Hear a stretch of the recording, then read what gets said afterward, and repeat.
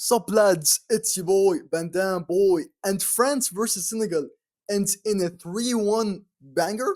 The first half of this match was pretty boring, I'm not gonna lie. At the end of the half, Senegal had a good chance, and even France were generating some decent chances, but both teams weren't doing much. Unfortunately, I feel like that has been the case with most these World Cup games so far, where in the first half, it's extremely anticlimactic and usually in the second half, both teams pick up the pace. Senegal were extremely unlucky with one of the chances in the first half, where one of the players shot it onto the post and it somehow rebounded onto Mainan's heel and went out instead of rebounding back into the goal. And that just felt extremely unlucky. Either way, it would have been an unlucky goal. But with that being said, moving on to the second half, there was a possibility for a penalty for the France team, and I'm pretty happy that the ref didn't give it to France. Not because I hate them or anything, but I just thought that it was a pretty soft foul for a penalty. Especially in the World Cup, which is like the biggest stage for all these players. You don't want to see extremely soft fouls being called out and the game being ruined by them.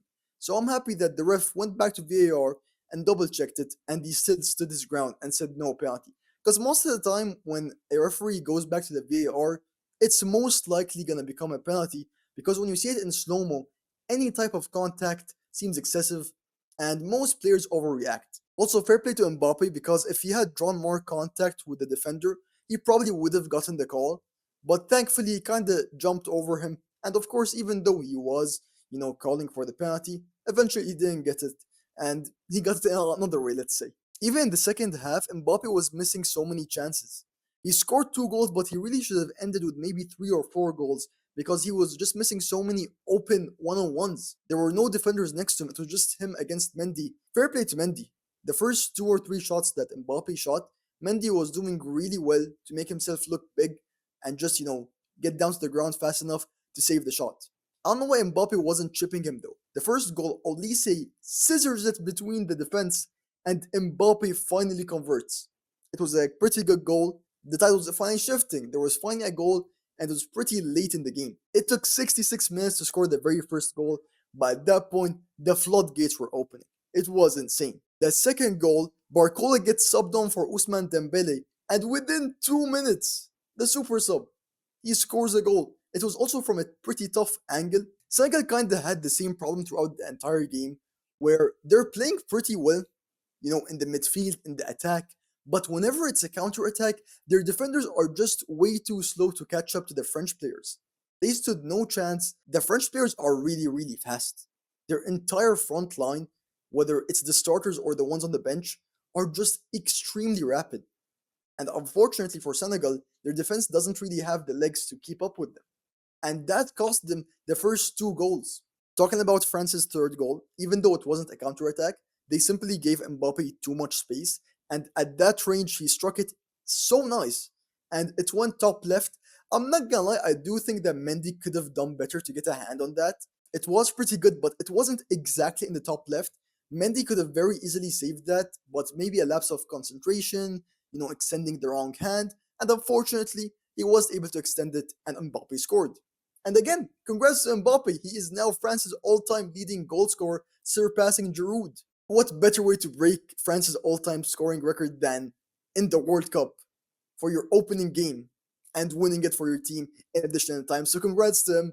It's amazing to see it, and it just felt like it was a long time coming. Mbappe is truly a generational talent, and he absolutely deserves it. Going back to Senegal's first goal, sadly it was short-lived since literally 30 seconds after kickoff from their goal, Mbappe scores that screamer. Ibrahim Mbaye goes on an absolutely insane solo run. He dribbles like 2 French defenders, and from such a hard angle, he shoots it and scores. It almost reminded me of one of the earlier goals for Senegal, where Nicholas Jackson, he hits an absolutely insane volley, but unfortunately he was flagged for offside, and that was really tough to see because it was an absolute finish. Senegal can keep their head up, they really need to focus on just counterattacks, and the thing is, most teams they're going to face moving forward are not going to be as dangerous as France. France's offense is genuinely insane. The amount of speed and technique they have in the offense is unmatched. There's a reason they're one of the favorites because their team is truly, truly deep. And over the past maybe 8 or 10 years, France have been just one of the best teams in the world. Tough luck for Senegal, but I'm sure they're gonna bounce back from this. And France already start off with a great win. So far, I'm not gonna lie, throughout the first 9 games, I thought this game would also end in a draw. And thankfully it didn't. But through the first 9 games that I've watched, 7 of them have been draws, which is insane. That's a very high number. And throughout all the World Cup games so far, I think 7 or 8 out of 17 have been draws. I don't know why it's been such a stalemate for so many of these games, but some of them have been decent and some of them haven't. So I do hope that moving forward there are less draws and more clear cut wins. Of course, I don't mean for the competition to become so one sided, but I would like to see a team just clench it out in the last minutes and truly show that they are the better team. With that being said, lads, don't forget to like, comment, subscribe. I appreciate y'all. I love y'all. Don't forget this episode is sponsored by Los Gatos and Berenjena. Thank you for your time and